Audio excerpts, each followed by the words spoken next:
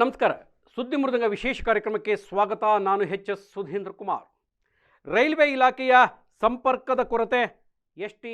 ಸೋಮಶೇಖರ್ ಬೇಸರ. ಏನಿದು?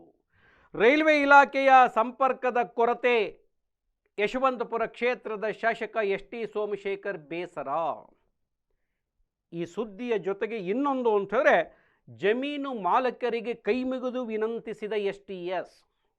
ಇವತ್ತಿನ ವಿಶೇಷ ಸುದ್ದಿ ನಿಮ್ಮ ಗಮನಕ್ಕೆ. ಯಶವಂತಪುರ ವಿಧಾನಸಭಾ ಕ್ಷೇತ್ರ ವ್ಯಾಪ್ತಿಯ ರಾಮಹಳ್ಳಿ ಗ್ರಾಮ ಪಂಚಾಯಿತಿಗೆ ಸೇರಿದ ಭೀಮನಕುಪ್ಪೆಯ ಗ್ರಾಮದ ಬಗ್ಗೆ 2 ಬಾರಿನ ವರದಿ ಮಾಡಿದ್ದೇವೆ. ಭೀಮನಕುಪ್ಪೆ ಗ್ರಾಮ ರೋಗಗ್ರಸ್ತವಾಗ್ತಾ ಇದೆಯಾ ಅನ್ನುವಂಥದ್ದು, ಅಲ್ಲಿಯ ರಸ್ತೆಯ ಸ್ಥಿತಿಗತಿಗಳು, ಈ ರಸ್ತೆಯ ಸ್ಥಿತಿಗತಿಗಳಿಗೆ ಕಾರಣವೇನು ಅಂತ ನಾವು ಹಿಂದೆ ಹೇಳಿದ್ವಿ. ರಾಮಹಳ್ಳಿಯಲ್ಲಿರ್ತಕ್ಕಂಥ ರಾಮಹಳ್ಳಿಗೆ ಹೋಗುವಂತಹ ಮಾರ್ಗದೊಳಗೆ ಇರುವಂತಹ ರೈಲ್ವೆ ಗೇಟನ್ನು ಮುಚ್ಚಿ ಅಂಡರ್ ಬ್ರಿಡ್ಜ್ ಮಾಡುವಂಥ ಕಾರ್ಯಕ್ಕೆ ಕೈ ಹಾಕಲಾಗಿದೆ. 9 ತಿಂಗಳುಗಳ ಕಾಲ ರೈಲ್ವೆ ಗೇಟ್ ಬಂದ್ ಆಗಿರುತ್ತೆ.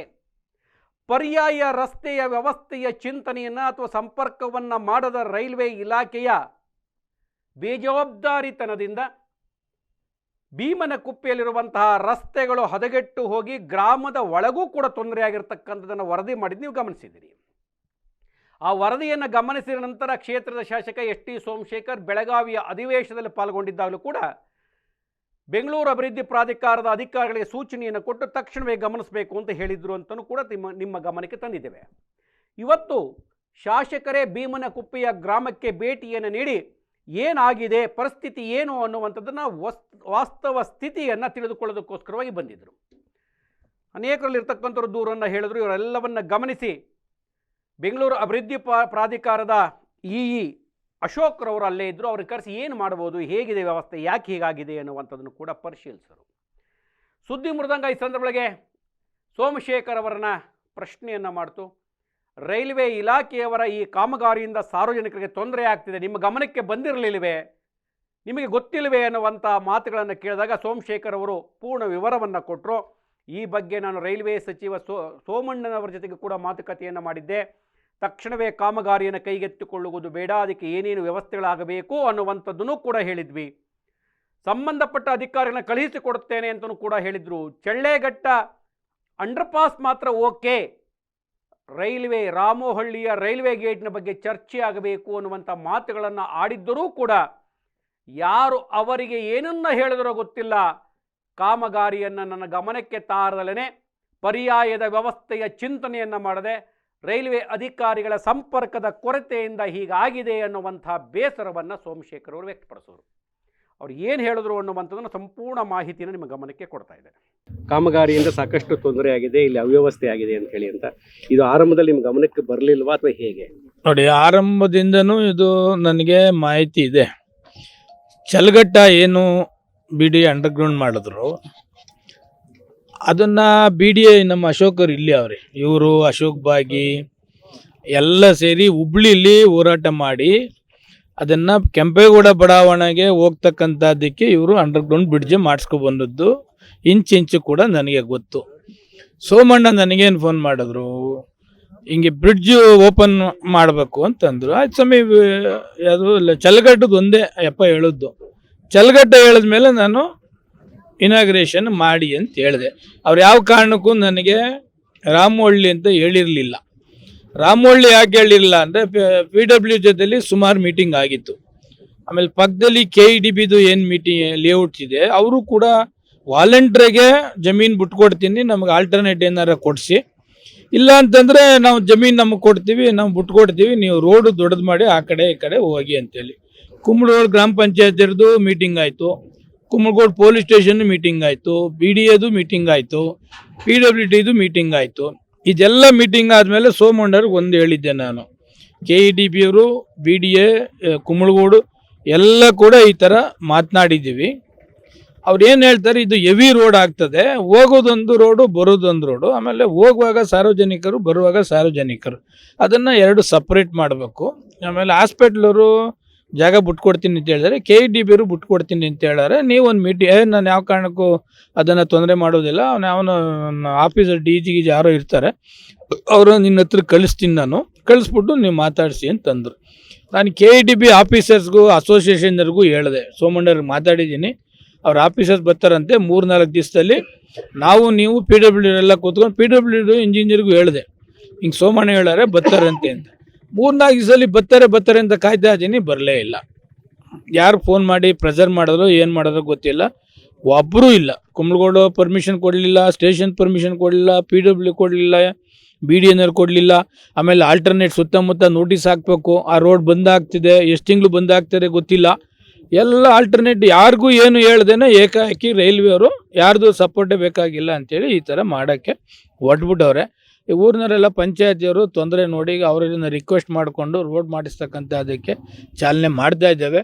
ಇದು ಬೆಳಗ್ಗೆನೂ ಸೋಮಣ್ಣ ಏನೋ ಬಂದಿದ್ರಂತೆ, ಇಲ್ಲಿ ವಿಸಿಟ್ ಮಾಡಿದ್ರು, ಏನೋ ಗೊತ್ತಾಗಲಿಲ್ಲ.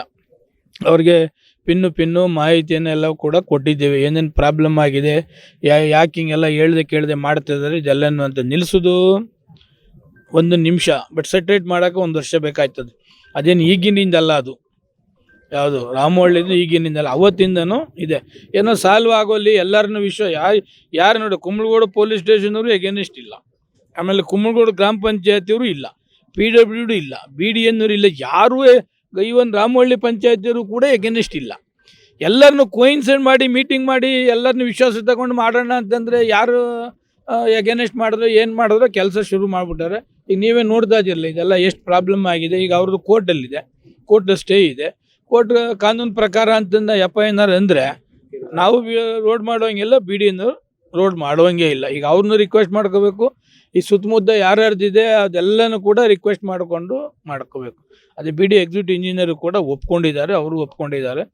ಇನ್ನೊಂದು 7-8 ದಿವಸ ಈ ಕಡೆ ರೋಡೆಲ್ಲ ಡಾಂಬರೀಕರಣ ಮಾಡಿ ಮಿಕ್ಕದ BD ಆ ಕಡೆ ಕೆಲಸ ಮಾಡಿಕೊಡ್ತಕ್ಕಂಥದ್ದಕ್ಕೆ ಚಾಲನೆ ಮಾಡ್ತೀವಿ. ಡಾಂಬರೀಕರಣ 10 ದಿವಸದಲ್ಲಿ ಈಗ ಇವರೇನು 100 ಅಡಿ ಬಿಡಲಿಲ್ಲ ಅಂತಂದು ಎಷ್ಟು ಅಡಿ ಬಿಡ್ಬೋದು, ಅವ್ರನ್ನೇನು ಕಂಪಲ್ಸರಿ ಮಾಡೋಕ್ಕಾಗಲ್ಲ. ಮಿಕ್ಕದ ರೋಡ್ಗಳೆಲ್ಲ 10-12 ದಿವಸದಲ್ಲಿ ಡೇ ನೈಟು ಡಾಂಬರೀಕರಣ ಮಾಡ್ತಕ್ಕಂಥದ್ದಕ್ಕೆ ಚಾಲನೆ ಆಗ್ತದೆ. ಭೀಮನಕುಪ್ಪೆ ಗ್ರಾಮದಲ್ಲೂ ಸಾಕಷ್ಟು ತೊಂದರೆ ಆಗಿದೆ, ಕುಡಿಯೋ ನೀರು ಮತ್ತೆ ಒಳಚರಂಡಿ ನೀರು ಎರಡೂ ಮಿಕ್ಸ್ ಆಗಿ ಸಾಕಷ್ಟು ಅನುಭವಿಸ್ತಾ ಇದ್ದಾರೆ. ಅದನ್ನ ಸಪ್ರೇಟ್ ಮಾಡ್ಸೋಣ. ಈಗ ಏನಾಗಿದೆ, ಇದರಿಂದ ತೊಂದರೆ ಆಯ್ತಿದೆ ಅಂತ ನಮ್ಮ ಚಂದ್ರು ಹೇಳ್ತಿದ್ದಾರೆ. ಅದಕ್ಕೆ ಇದು ಫಸ್ಟ್ ರೋಡ್ ಓಡಾಡೋಂಗೆ ಆಗಬಿಡ್ಲಿ, ಆಮೇಲೆ BDA ಇಂಜಿನ್ ಅದಕ್ಕೆ ಸಪ್ರೇಟ್ ಇದ್ದಾರೆ, UGD ಕಾವೇರಿ ಮಾಡೋಕ್ಕೆ ಸಪ್ರೇಟ್ ಇಂಜಿನಿಯರ್ಸ್ ಇದ್ದಾರೆ, ಅವ್ರನ್ನ ಕೂಗೋಣ. ಈಗ ಅಶೋಕ್ ಮಾತ್ರ ಬಂದಿದ್ದಾರೆ. ಇದು ರೋಡ್ದನ್ನು ಕ್ಲಿಯರ್ ಆದರೆ UGD ಪ್ರಾಬ್ಲಮ್ ಏನಿದೆ ಆ ಸಂಬಂಧಪಟ್ಟಂಥ ಇಂಜಿನಿಯರ್ಸ್ ಎಲ್ಲ ಕೂಗಿ ಅಲ್ಲೊಂದು ಮೀಟಿಂಗ್ ಮಾಡೋಣ. ಏನಪ್ಪ, ಅಲ್ಲೊಂದು ಮೀಟಿಂಗ್ ಮಾಡಿ ಅದೇನು UGD ಪ್ರಾಬ್ಲಮ್ಮು, ಕಾವೇರಿ ಪ್ರಾಬ್ಲಮ್ ಅದು ಅಲ್ಲಿ ಸೆಟ್ರೇಟ್ ಮಾಡ್ಸೋಣ. ಅದಕ್ಕೆ ಈ ರೋಡ್ದು ಫಸ್ಟ್ ಆಗೋಲಿ, ಎಲ್ಲ ಕೋಆಪ್ರೇಟ್ ಮಾಡಿ ಫಸ್ಟ್ ಇದಾಗೋಲಿ, ಆಮೇಲೆ ಮಾಡಿಸೋಣ. ಮಾಹಿತಿಯನ್ನು ಗಮನಿಸಿದ್ರಿ. ಅಲ್ಲಿರ್ತಕ್ಕಂಥವ್ರು ಕೂಡ ಇದಕ್ಕೆ ರಸ್ತೆ ಡಾಂಬರೀಕರಣವನ್ನು ಮಾಡಿಸಿ ತಾತ್ಕಾಲಿಕವಾಗಿ ನಂತರ ಪೂರ್ಣ ಪ್ರಮಾಣದೊಳಗೆ ಆಗಲಿ ಅನ್ನುವಂಥದ್ದು. ಅದಾದ ಮೇಲೆ ಭೀಮನಕುಪ್ಪೆಯ ಗ್ರಾಮದಲ್ಲಿ ಆಗಿರ್ತಕ್ಕಂಥ ಅವ್ಯವಸ್ಥೆ, ನೀರಿನ ಸರಬರಾಜಿನ ಪೈಪಿನ ಒಳಗೆ ಒಳಚರಂಡಿ ಸರಬರಾಜು ಸೇರಿಕೊಂಡು ಮಲಿನವಾಗ್ತಾ ಇರತಕ್ಕಂಥದ್ದು ಕುರಿತಂತೆ ಮೊದಲು ಈ ಕಾಮಗಾರಿ ಮುಗಿದ ತಕ್ಷಣ ಅದು ಬೇರೆ ವಿಭಾಗ ಇದೆ, ಅದನ್ನು ಮಾಡಿಸಿಕೊಡ್ತೀನಿ ಅನ್ನೋ ಭರವಸೆಯನ್ನು ಸೋಮಶೇಖರ್ ಅವರು ಕೊಟ್ಟರು. ಇನ್ನೊಂದು ನಾನು ಹೊಗಳಬೇಕು ಅನ್ನುವಂಥದ್ದಲ್ಲ, ಸೋಮಶೇಖರ್ ಅವರು ತಪ್ಪು ಮಾಡಿದ್ರೆ ಅದು ಗಮನಕ್ಕೆ ತಂದರೆ ಅದನ್ನು ಕೂಡ ಹೇಳ್ತೇವೆ, ಉತ್ತಮವಾದ ಕೆಲಸ ಮಾಡಿದರೆ ಅದನ್ನು ಕೂಡ ಹೇಳಬೇಕಾಗತ್ತೆ. ಅಲ್ಲಿ ಏನು ಪರ್ಯಾಯ ವ್ಯವಸ್ಥೆಗೆ 100 ಅಡಿ ರಸ್ತೆಗೆ ಡಾಂಬರೀಕರಣವನ್ನು ಮಾಡಿ ಅಂತ ಹೇಳಿದಾಗ ಮಧ್ಯಭಾಗದಲ್ಲಿರ್ತಕ್ಕಂಥ ಒಂದು ಜಮೀನು ನ್ಯಾಯಾಲಯದಲ್ಲಿ ಇದೆ, ಹಾಗಾಗಿ ಅಲ್ಲಿ ರಸ್ತೆ ಮಾಡಲಿಕ್ಕೆ ಆಗ್ತಾ ಇಲ್ಲ ಅಂತ ಹೇಳಿದಾಗ ರಾಮಹಳ್ಳಿ ಗ್ರಾಮ ಪಂಚಾಯತಿಯ ಚೇರ್ಮನ್ ಮಹೇಶ್ ಹೇಳಿದ್ರು, ಇಲ್ಲ ಮಾಲೀಕರ ಜೊತೆ ಮಾತಾಡಿ ಸ್ವಲ್ಪ ಜಾಗವನ್ನು ಬಿಡಿಸ್ಕೊಂಡು ಕೆಲಸ ಮಾಡ್ತಿದ್ದೇವೆ, ನೀವು ಮಾತನಾಡಿದ್ರೆ ಇನ್ನೊಂದಿಷ್ಟು ಜಾಗ ಕೊಡ್ತಾರೆ ಅಂತೇಳಿ ಅಂತ. ಅವರು ಅಲ್ಲಿಗೆ ಬಂದರು ಮಾಲೀಕರ ಬಳಿ ಶಾಸಕ ST ಸೋಮಶೇಖರ್ ಅವರು ಜಬರ್ದಸ್ತ್ನಲ್ಲಿ ಮಾತನಾಡ್ಬೋದಾಗಿತ್ತು, ಅಥವಾ ಒಂದಷ್ಟು ಕೋಪದಲ್ಲಿ ಮಾತನಾಡ್ಬೋದಾಗಿತ್ತು.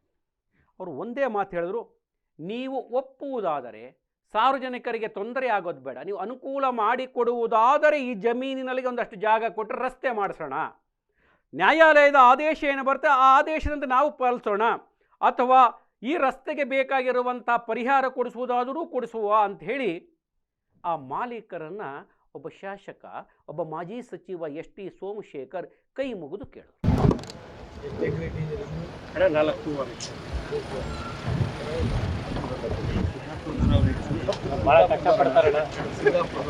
ಈಗ ಏನಾಗಿದೆ, ರಾಮಹಳ್ಳಿ ತಾವು ನಾನು ಮಾಡೋಕ್ಕೆ ಒಪ್ಪಿರಲಿಲ್ಲ, ಬ್ಯಾಂಕ್ಗೆ KDB ಅವರು ಜಾಗ ಕೊಡ್ತೀನಿ ಅಂತ ಹೇಳಿದ್ರು. ವಾಲೆಂಟ್ರಾಗ ಅವರೇ ಬಂದು ನಮಗೆ ಆಲ್ಟರ್ನೇಟ್ ಕೊಡಿ, ಆಮೇಲೆ RR ನಗರ ಹಾಸ್ಪಿಟ್ಲರು ಕೂಡ ಕಾಂಪೌಂಡ್ ತೆಗೆದು ಕಾಂಪೌಂಡ್ ಹಾಕ್ಬಿಡಿ ಅಂತ ಕಂಡೀಷನ್. ಅವರೇನು ಆಲ್ಟರ್ನೇಟ್ ಕೇಳ್ತಾ ಇಲ್ಲ. KEDB ಅವ್ರ ಮಾತ್ರ ಆಲ್ಟರ್ನೇಟ್ ಕೊಡಿ ಅಂತ. ಈ ಬ್ರಿಡ್ಜ್ಗೆ ನಮ್ಮ ಸರ್ಕಲ್ ಇನ್ಸ್ಪೆಕ್ಟರ್ನು ಇಲ್ಲೇ ಅವರೇ, ಅವ್ರಿಗೂ ಒಪ್ಪಿರಲಿಲ್ಲ. ಈ ಕುಂಬಳಗೋಡು ಗ್ರಾಮ ಪಂಚಾಯತಿನೂ ಒಪ್ಪಿಸಿಲ್ಲ. ನಾನು P. ಸೋಮಣ್ಣವ್ರಿಗೆ ಹೇಳಿ ಇದೆಲ್ಲ ಒನ್ಸ್ ಫಾರ್ ಆಲ್ ಎಕ್ಸ್ಟೆನ್ಷನ್ ಮಾಡಿ, ಆ ಕಡೆ ರೋಡು ಈ ಕಡೆ ರೋಡು ಹೋಗೋದು ಬಿಡೋದು, ಆಮೇಲೆ ಸಾರ್ವಜನಿಕರು ಕೂಡ ಸಲೀಸಾಗೆ ಓಡಾಡುವಂಗೆ ಮಾಡಬೇಕು ಅಂತ. ಇದು ಹಲವಾರು ರೈಲ್ವೆಯವರು ಯಾರ್ದು ನೆಸೆಸಿಟಿ ಇಲ್ಲ, ನಾವು ಹೇಳ್ದಂಗೆ ಅವರು ಮಾಡ್ತೀವಿ ಅಂತ ಈಗ ಹೊಟ್ಬಿಟ್ಟಾಗ ಈಗ ತೊಂದರೆ ಕೂಡ ಆಗಿದೆ. ಈಗ ನಿಮಗೂ ಕೇಳುವಂಗಿಲ್ಲ ಮಾಡೋಂಗಿಲ್ಲ ಅಂತ ಒಪ್ಕೊಂಡು ಕೊಟ್ಟೋಗಿದ್ದೀರಿ. ಈಗ ಇದೆಲ್ಲ ಫಜೀತಿ ಏನಾಗ್ತದೆ, ಆ ರೋಡ್ ಬ್ಲಾಕ್ ಆದಮೇಲೆ ಈ ಕಡೆ ಎಲ್ಲನೂ ಕೂಡ ಭಾಳ ಆಗ್ಬಿಟ್ಟಿದೆ. ಅದಕ್ಕೆ ನಿಮ್ಮನ್ನು ರಿಕ್ವೆಸ್ಟ್ ಮಾಡೋಣ ಅಂತ ನಿಮ್ಮ ದೊಡ್ಡ ಗೊತ್ತಾಯ್ತು. ಬಂದ್ರಣ ಸಾಹೇಬ್ರು ಬಂದಿದ್ರು, ಮಹೇಶ್ ಅಣ್ಣ ಬಂದಿದ್ರು, ಹೇಳಿದ್ದಾರೆ ಬಿಟ್ಕೊಡಿ ಅಂತ. ರೋಡ್ಗೆ ನಾವು ಸಾರ್ವಜನಿಕ ಓಡಾಡೋಕ್ಕೆ ನಾನು ಬಿಟ್ಕೊಡ್ತೀನಿ. ಆ 100 ಅಡಿ ರೋಡ್ದು ಒಂಚೂರು ಬಿಟ್ಕೊಂಡು ಕೊಡಿ ಅಂತ ಸಾಹೇಬ್ ಹೇಳ್ತಾ ಇರೋದು. 100 ಅಡಿ ರೋಡ್ಗೆ ಆಗಷ್ಟು ಬಿಟ್ಕೊಡಿ, ಇನ್ನು ಮಿಕ್ಕಿದ್ದು ನೀವೇ ಇರಿ. ಒಂದು ರಿಕ್ವೆಸ್ಟ್ ಅಟ್ಲೀಸ್ಟು 100 ಅಡಿ ಇಲ್ಲ ಅಂತಂದ್ರೂ ಅಟ್ಲೀಸ್ಟ್ ಹೋಗೋಕ್ಕೆ ಬರೋಕ್ಕಾದ್ರೂ ಅಟ್ಲೀಸ್ಟು ಮಾಡಿ. ಯಾಕೆ ಅಂತಂದರೆ ಅವ್ರು ದೊಡ್ಡ ಮನ್ಸು ಮಾಡಿ ಒಪ್ಕೋತಾವ್ರು. ಕೊಡೋದಿಲ್ಲ ರೀ, ಕೋರ್ಟಲ್ಲಿ ಇದೆ ಅಂತಂದರೆ ನಾವು ಏನು ಮಾಡೋಕ್ಕಾಗಲ್ಲ, ನೀವು ಏನು ಮಾಡೋಕ್ಕಾಗಲ್ಲ. ಅವರು ಮಾನವೀಯತೆ ದೃಷ್ಟಿಯಿಂದ ಸಾರ್ವಜನಿಕರಿಗೆ ತೊಂದರೆ ಆಗಬಾರ್ದು ಅಂತ ಹೇಳ್ತಿದ್ದಾರೆ. ಈ ಮರಗಿರೋ ತೊಂದರೆ ಆಗದೆ ಅವ್ರಿಗೂ ತೊಂದರೆ ಆಗದೆ ಎಷ್ಟು ಅಡಿ ಮಾಡ್ಕೋಬೋದು ಅದು ಮಾಡಿಸಿ ಬಿಟ್ಟಿದ್ದೀರ. ಇಲ್ಲಿಂದ ಅಲ್ಲಿ ಫುಲ್ ಬಿಟ್ಟಿದ್ದೀರ. ಈ ಕಡೆ ಎಲ್ಲ ತಗೊಟ್ಟಿದ್ದಾರೆ, ಶೆಡ್ ಎಲ್ಲ ಐತೆ, ಅದನ್ನೆಲ್ಲ ಕಡೆ ಸೈಡ್ಗೆ ಬಿಟ್ಕೊಟ್ಟು ಅವರು ಹೇಳ್ತಿದ್ದಾರೆ. ಎಷ್ಟು ಆಗ್ತದೆ ಅಷ್ಟು ಮಾಡಿ, ಸಂತೋಷದಿಂದ ಕೊಟ್ಟರು ಮಾತ್ರ 100 ಅಡಿ ಮಾಡಿ. ಇಲ್ಲ ಅಂತಂದರೆ ಈ ರೋಡ್ಗೆ ಏನು ಬೇಕೋ ಅದನ್ನು ಅಷ್ಟು ಮಾಡಿ. ನಾವು ಫೋರ್ಸ್ ಮಾಡೋದಲ್ಲಿ ಮಂತ್ರಿ ಕಾಲೇಜ್ ಮಂತ್ರಿ ಅವರು ನೀವು ಸ್ವಲ್ಪ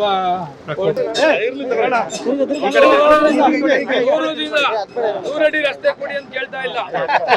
ನಿಮ್ಗೆ ಎಷ್ಟು ಬರ್ತದೆ ಪ್ರೀತಿ ಈ ಕಡೆ ಹೊಡೆದು ಇಲ್ಲಿ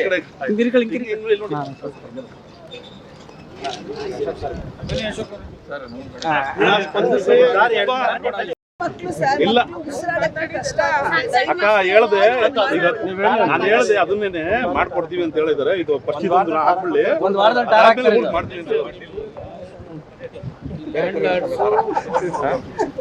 ಸ್ಟೇ ಮಾಡಿಸಿದ್ದಾರೆ. ರೋಡ್ ಮಾಡಬಾರ್ದು ಅವ್ರನ್ನೂ ಕೂಡ ಊರಿನವರಿಂದ ರಿಕ್ವೆಸ್ಟ್ ಮಾಡಿದ್ದಾರೆ. 100 ಅಡಿ ಬಿಡದೆ ಹೋಗಿ ಬರೋಕ್ಕೆ ಎಷ್ಟು ಅವರು ಒಪ್ಕೊಂಡೋಗಿ ರೋಡ್ ಹಾಕ್ಬೇಕು. ಎಷ್ಟು ದಿವಸ ಒಳಗಡೆ ಏನೇ ಡಾಂಬರೀಕರಣ ಮಾಡಿದ್ದಾರೆ. ಮಿಕ್ಕಿದ ಜನ ಕೆಲಸನ ಆಮೇಲೆ ಮಾಡಿದ್ರೆ ಕಾಲೇಜ್ನವರಲ್ಲ, ಈ ಕಡೆದು KEDB ಅವರು ನಮ್ಮ ಕಾಂಪನ್ಸೇಷನ್ ಕೊಡಿಸಿ ಅಂದರು. ಕಾಂಪನ್ಸೇಷನ್ ಕೊಡದೇ ಪರವಾಗಿಲ್ಲ, ಅಟ್ಲೀಸ್ಟ್ ನಮಗೆ ರೋಡು ಈ ಕಡೆಯಿಂದ ಆ ಕಡೆ ಹೋಗಿಕ್ಕೆ ಒಂದೊಂದು, ಆಮೇಲೆ ಫುಟ್ಬಾಲ್ ಜನ ನಡ್ಕೊಂಡು ಹೋಗೋದು ಬೇಕಾದಷ್ಟು ಜನ ಇರ್ತಾರೆ. ಅದಕ್ಕೆ ಫ್ಯಾಕ್ಟರು ಬರೋದು ಅದು ಮಾಡಿ ಅಂತ ಯಾವ ಮಾಡೋದಕ್ಕೂ ಇವ್ರು ಹೊಡೆದೇ ಬಿಡ್ಬೇಕು, ಯಾರಿಗೂ ಇನ್ಫಾರ್ಮ್ ಮಾಡಲಿಲ್ಲ. ಈಗ ನೋಡಿ ಎಷ್ಟು ಹಳ್ಳಿ ಈ ರೋಡ್ ಹಾಳಾಗೋಯ್ತು. ಬೀಬನ್ ಕುಪ್ಪೆ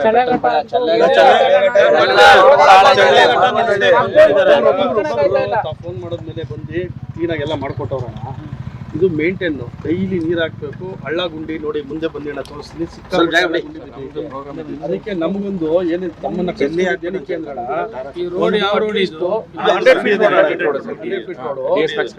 ಟಾರ್ ರೋಡನ್ನ ಒಂದು ಟಾರನ್ನ ಲಿಂಕ್ ಆಗುತ್ತೆ ಸರ್. ಅಲ್ಲಿ ಈ ಮೊನ್ನೆ ಟೆಂಡರ್ ಆದಾಗ ಈ ರೋಡ್ ಡಾಂಬರೀಕರಣಕ್ಕೆ ಇದೆಯಾ ಮಾಡಿಸ್ಬಿಟ್ಟಿದ್ರು. ಅಂದ್ರೆ ಈಗ ಟೆಂಪರರಿ ರೋಡ್ ಮಾಡಿದೀವಲ್ವಣ, ಇದು 1 ವರ್ಷ ಯೂಸ್ ಮಾಡ್ತಾರೆ. ಟೆಂಪರರಿ ರೋಡ್ಗೆ ಸ್ವಲ್ಪ ಚೇರ್ಮನ್ ನೀನು ಹೇಳಿದ್ರೆ ಆಯ್ತದ, ಅವ್ರು ಏನ್ ಹೇಳ್ತಾರೆ ಕೇಳುವಂತ. ಆ ಮಾಲೀಕರು ಹೇಳಿದ್ರು, ನಾನು ಈಗಾಗಲೇ ಜಾಗ ಬಿಟ್ಕೊಟ್ಟಿದ್ದೇನೆ, ಒಂದಿಷ್ಟು ಮರ ತೆರವುಗೊಳಿಸಿದ್ದೇನೆ, ಇನ್ನೂ ಜಾಸ್ತಿ ಕೊಡೋದು ಕಷ್ಟ ಆಗುತ್ತೆ ಅಂತ. ಅವಾಗ ಹೇಳಿದ್ರು, ಎಷ್ಟು ಸಾಧ್ಯವೋ ಅಷ್ಟು ಕೊಡಿ, ಒಳ್ಳೆಯದ, ನಾನೇ ನಿಮ್ಮ ಮೇಲೆ ಒತ್ತಡವನ್ನು ಹಾಕೋಕ್ಕಾಗೋದಿಲ್ಲ, ಯಾಕೆ ನ್ಯಾಯಾಲಯದಲ್ಲಿದೆ.